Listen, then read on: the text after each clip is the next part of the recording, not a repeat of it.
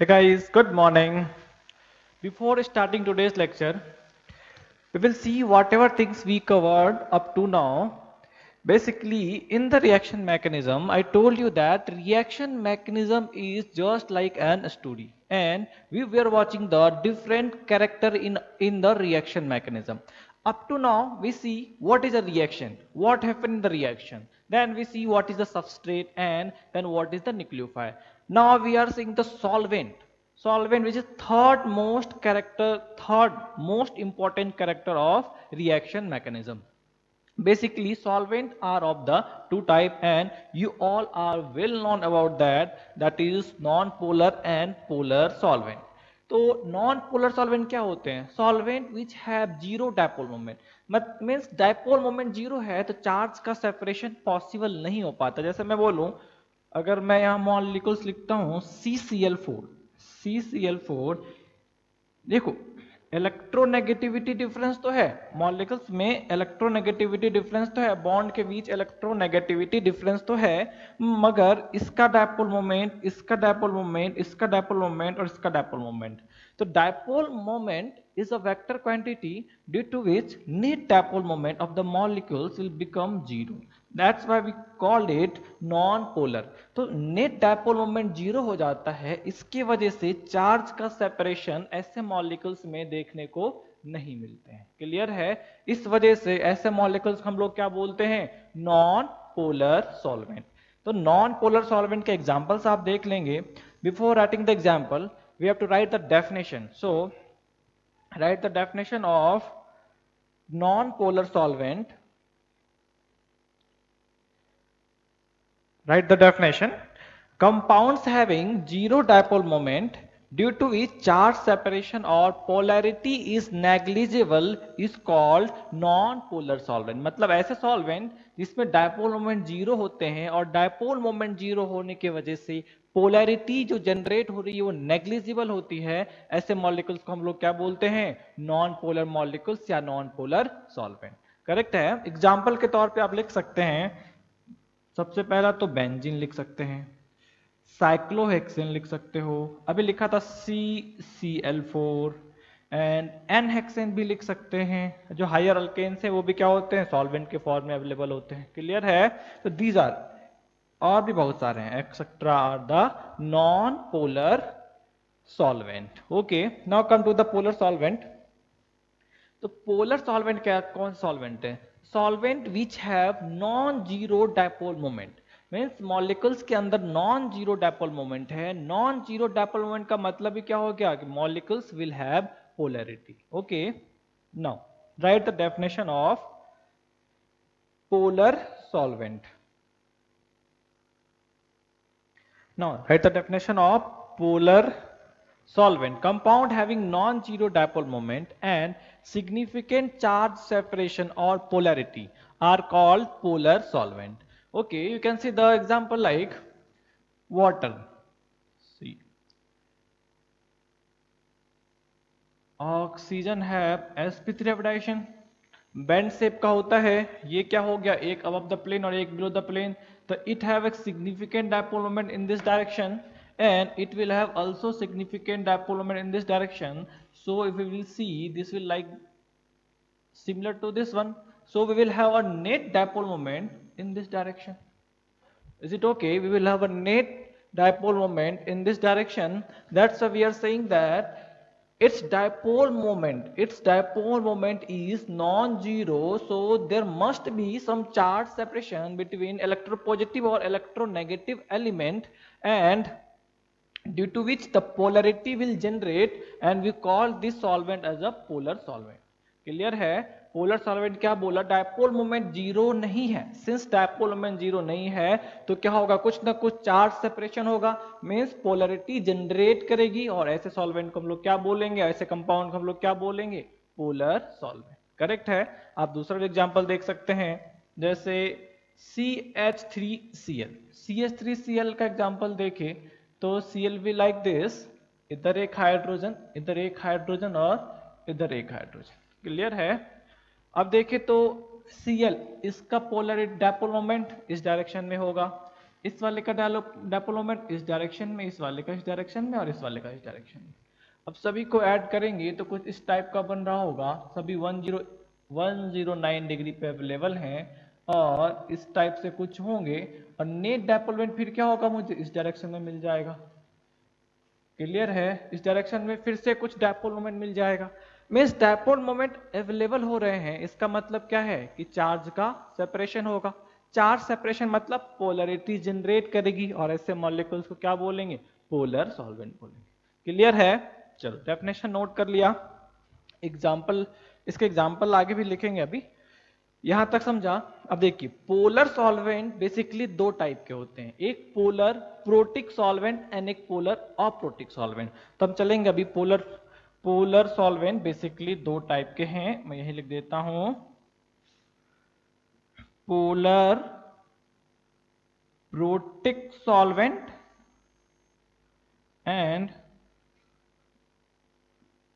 Polar aprotic solvent. Okay, and now we will deal one by one polar protic and polar aprotic solvent. Note it first.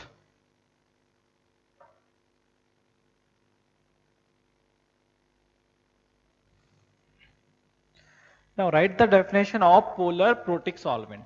The molecule in which positive charge generate on hydrogen atom are called polar protic.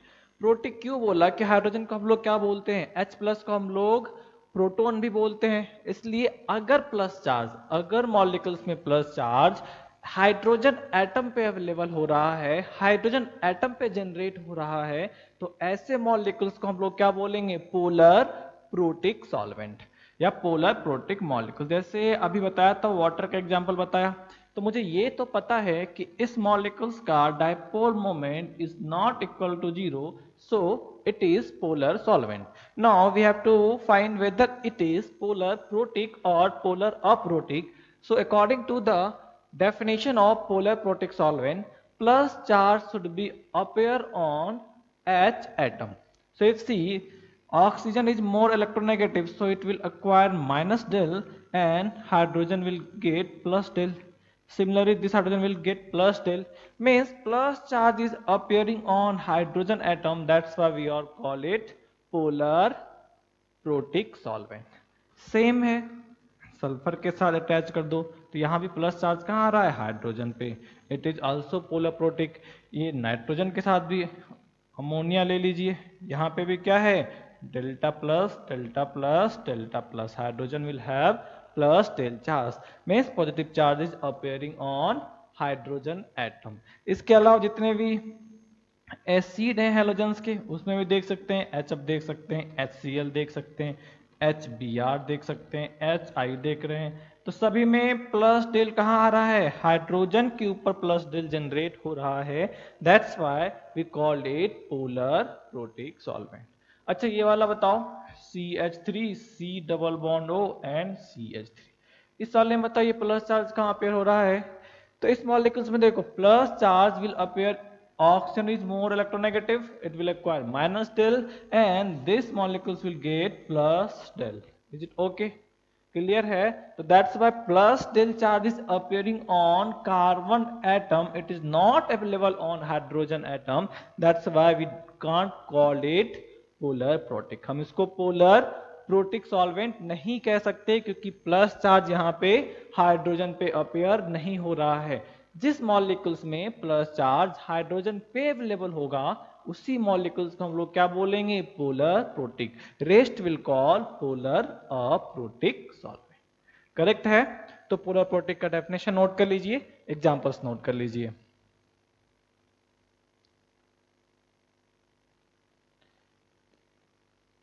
Now see the definition of polar aprotic solvent. The molecule in which positive charge will appear on the atom the molecule in which positive charge will appear on the atom other than hydrogen atom are called polar aprotic solvent. Clear है? मतलब hydrogen atom को छोड़कर किसी दूसरे atom पे अगर positive charge appear हो रहा है तो उसको हम लोग क्या बोलेंगे, पोलर अप्रोटिक सॉल्वेंट। तो you can see just example अभी हमने देखा था एसीटोन का CH3 एंड CH3। तो what we see plus charge is appear on carbon atom not on hydrogen atom, that's why we call it polar aprotic solvent। उसी तरह एक होता है DMSO dimethyl sulphonide. Dimethyl sulphonide क्या है, simply same है, बस CH3 की जगह पे हम लोग सल्फर को अटैच करेंगे, DMSO डाई मिथाइल सल्फोनाइड। क्लियर है। तो इस वाले में देखो यहाँ पे क्या आ गया माइनस डेल और यहाँ पे क्या आ जाएगा प्लस डेल। तो प्लस चार्ज फिर कहाँ पे अपेयर हुआ है, atom other than hydrogen atom. तो क्या बोला इस वाले को भी हमने पोलर अप्रोटिक सॉल्वेंट। नोट करेंगे इसको और कुछ और पोलर अप्रोटिक सॉल्वेंट के एग्जांपल्स हैं उसको भी नोट कर लेंगे, याद रखेंगे, क्योंकि रिएक्शन मैकेनिज्म पढ़ेंगे अभी SN2 रिएक्शन में कई बार इन सॉल्वेंट्स का यूज होगा। तो आपको पता होना चाहिए कि कौन ये कौन से नेचर का है, पोलर प्रोटिक है या पोलर अप्रोटिक है। क्लियर है। तो पहले इसको नोट कर लीजिए फिर मैं वो लिखवाता हूं। चलिए ये कुछ एग्जाम्पल दे रखे हैं अप्रोटिक सॉल्वेंट के, नोट कर लेंगे। डाइमिथाइल सल्फोनाइड, इसका भी लिख लो, डाई मिथाइल सल्फोनाइड। बाकी इधर दे रखा है DMF dimethyl formamide, dimethyl formamide, इसके वजह से formamide. DMP hexamethyl phosphoramide, देख ले हेक्सा मिथाइल 6 मिथाइल हैं, that's why it's hexamethyl formamide, sorry phosphoramide, इनके वजह से फॉस्फोरामाइड। बाकी DMA dimethyl acetamide, dimethyl that is acetamide. इसके अलावा भी कुछ हैं dimethyl sulphide and dimethyl ether. पहले ये नोट कर ले फिर मैं वो लिख देता हूं।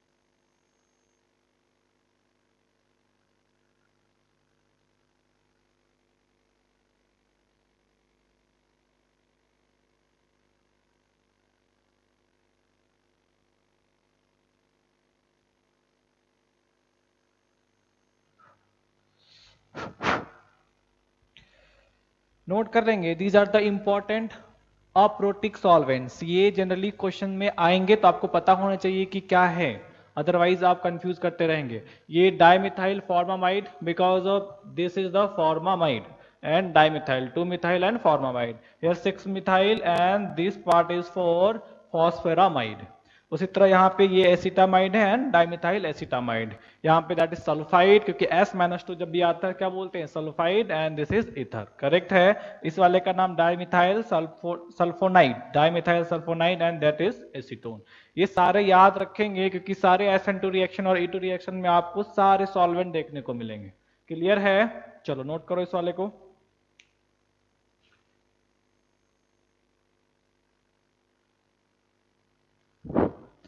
चलिए अब देखेंगे थोड़ा effect of solvent on the reactant. तो रिएक्टेंट पे सॉल्वेंट का क्या इफेक्ट होता है और किस टाइप का इंटरेक्शन होता है, we will watch that. Okay, now see first we will see the this is solvent, that is reactant, basically two type of reactant, one is non-polar, second is polar। And solvent, we are considering solvent, we know that there are three variety of solvent, non-polar, polar protic solvent and polar aprotic solvent। So we write here non-polar, polar protic, after that we will write about polar aprotic। Okay, now see in case of non-polar solvent, a non-polar reactant, you know that like dissolve like, तो same type के molecules में same type के molecules dissolve कर जाते हैं, आपने already पढ़ रखा है। तो दैट्स वाई जो नॉन पोलर सॉल्वेंट हैं, तो नॉन पोलर सॉल्वेंट में नॉन पोलर रिएक्टेंट डिसॉल्व हो जाते हैं। बट आयनिक की बात करें जो पोलर सॉल्वेंट हैं, तो बेसिकली पोलर सॉल्वेंट डिसॉल्व तो करते हैं, मगर कंटेंट परसेंटेज ऑफ डिसोल्यूशन क्या होता है उसका कम होता है, उतना डिसॉल्व नहीं होते और ना ही उसकी स्टेबिलिटी या चार्ज सेपरेशन पे कोई इफेक्ट पड़ता है। तो आपको मे बी दिस लाइन में confuse you, but I will discuss it in the polar protic solvent. Okay, now see, so इस वाले में क्या बताया कि ये डिसॉल्व करेंगे मगर परसेंटेज ऑफ डिसोल्यूशन क्या होगा, कम होगा, ज्यादा डिसॉल्व नहीं होगा और charge separation and stability of cation and anion पे कोई इफेक्ट नहीं पड़ने वाले। मगर पोलर प्रोटिक सॉल्वेंट में चलते हैं तो नॉन पोलर की डिसॉल्व करने की टेंडेंसी नॉन पोलर सॉल्वेंट से कम हो जाएगी। पोलर सॉल्वेंट में इसका एक्सटेंट ऑफ डिसोल्यूशन क्या होगा, कम होगा। और वहीं पे अगर पोलर सॉल्वेंट है तो इन्होंने क्या बोला, पोलर सॉल्वेंट में डिसॉल्व तो करेगा ही करेगा, पोलर सॉल्वेंट और पोलर रिएक्टेंट, अगर पोलर रिएक्टेंट है तो पोलर सॉल्वेंट में डिसॉल्व करेगा। बट उसके अलावा भी कुछ एडिशनल पॉइंट हैं, support cleavage of bond and stabilise cation and anion by solvation, जो कि नॉन पोलर सॉल्वेंट नहीं कर रहा था। तो इसका मतलब क्या है, आप उस चीज को थोड़ा समझिए। मैं इस वाले को हटाता हूं यहां पे और यहां पे देखिए अब एग्जांपल,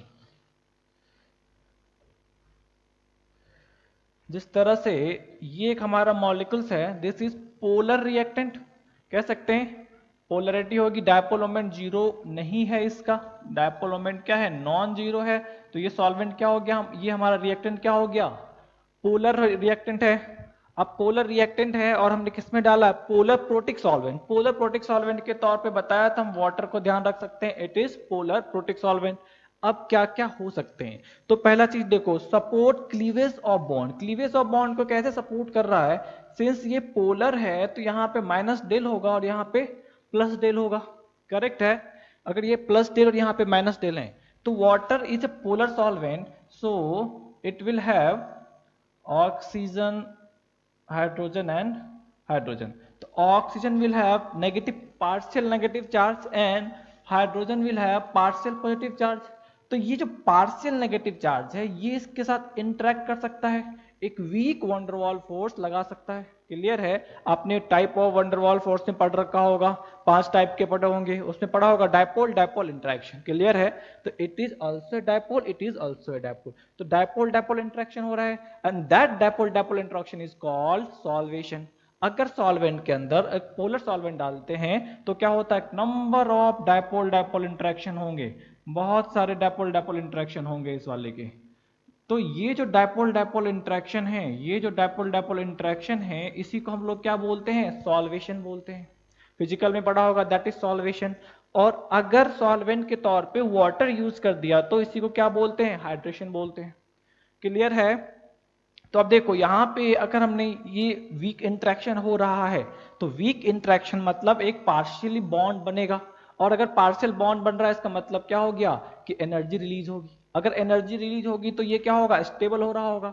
तो ये पार्शियल पार्शियल बॉन्ड जो एनर्जी रिलीज कर रही होती है, वो एनर्जी क्या होता है, इस बॉन्ड को ब्रेक करने के लिए यूज हो जाता है। क्लियर है, तो जितना ज्यादा इसका इंटरेक्शन होगा, जितना ज्यादा इंटरेक्शन होगा वो उतना ज्यादा इन मॉलिक्यूल के साथ जाना चाहेगा, तो ये बॉन्ड उतना ज्यादा उतना जल्दी ब्रेक कर जाएगा। क्लियर है, तो उसी चीज को लिखा कि क्लीवेज ऑफ बॉन्ड में ये सपोर्ट करता है। क्लियर है, ये बात समझा, बॉन्ड को ब्रेक करने में ये मदद करता है। और अगर बॉन्ड ब्रेक हुआ, अब बॉन्ड अगर मैंने ब्रेक किया तो हमने ये लिखा CH3 plus and Cl minus. अब देखो सेकेंड पार्ट जो लिखा, केटायन एंड अनायन कॉज सॉल्वेशन, तो ये क्या बताया था, सॉल्वेशन है ये। अब इस वाले का और स्ट्रांगली सॉल्वेशन हो सकता है, अगर ऑक्सीजन है तो और स्ट्रांगली हो जाएगा, तो नेगेटिव पार्ट से इनका सॉल्वेशन हो सकता है। और उसी तरह Cl है, तो वाटर में बताया Cl है, तो देखो ऑक्सीजन के साथ हाइड्रोजन भी अवेलेबल है, ऑक्सीजन के साथ हाइड्रोजन भी है। तो अब की बार क्या हो जाएगा, ये प्लस डेल का इंटरेक्शन इसके साथ, ये प्लस डेल का इसके साथ, तो ये भी इससे इंटरेक्शन कर जाएंगे।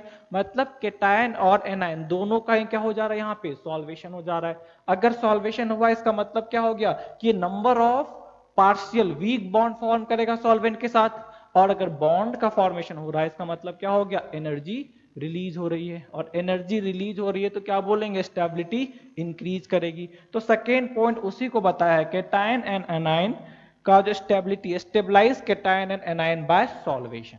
क्लियर है?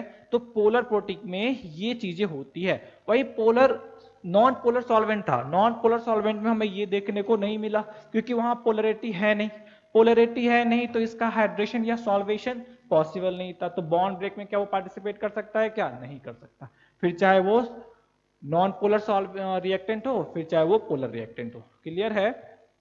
मगर पोलर सॉल्वेंट, पोलर प्रोटिक की टेंडेंसी क्या है, पोलर प्रोटिक की टेंडेंसी ये है कि बॉन्ड ब्रेक करने में पार्टिसिपेट करता है, और साथ ही साथ जो कैटायन और एनायन बना है या पहले से मॉलिक्यूल्स में अवेलेबल है उसको क्या करेगा, स्टेबलाइज करेगा। क्लियर है ये बात? अगर मैं यहां लिख दूं कि NaI, अब NaI के साथ रिएक्शन कराया है तो यहाँ पे जो NaI है, Na plus and I minus, इसको भी ये सॉल्वेशन के थ्रू स्टेबलाइज कर देता है। क्लियर है? चलो ये नोट कर ली, इसको नोट कर लीजिए, फिर आगे चले हम पोलर अप्रोटिक में।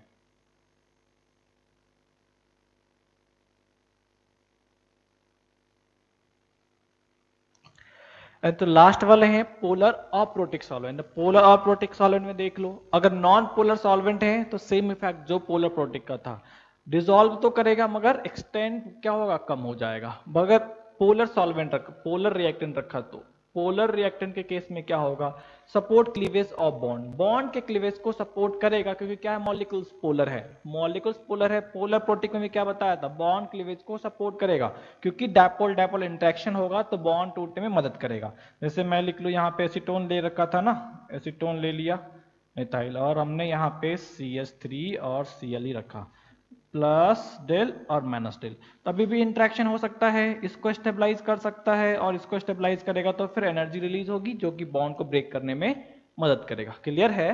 बट अभी जो हमारे पास केटायन और एनायन बनेंगे उसमें देख सकते हैं आप, केटायन और एनायन जो बन रहे हैं CH3 प्लस, और CH3 प्लस या वो लिखने से पहले मैं रिएजेंट लेता हूं, उसके लिए बताता हूं आपको। जैसे NaI, पीछे वाले में था NaI, छोड़ NaOH ले लेता हूं, NaOH, और एसीटोन हमारा सॉल्वेंट है।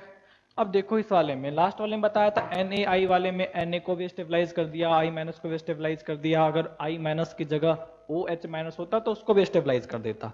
पर इस वाले में देखिए क्या बोला है, stabilise cation but not anion, cation को स्टेबलाइज करेगा, एनायन को नहीं करेगा। केटायन और एनायन का अगर इस वाले को देखो तो क्या है हमारे पास, Na प्लस है, Na प्लस केटायन हो गया और Cl माइनस एनायन हो गया।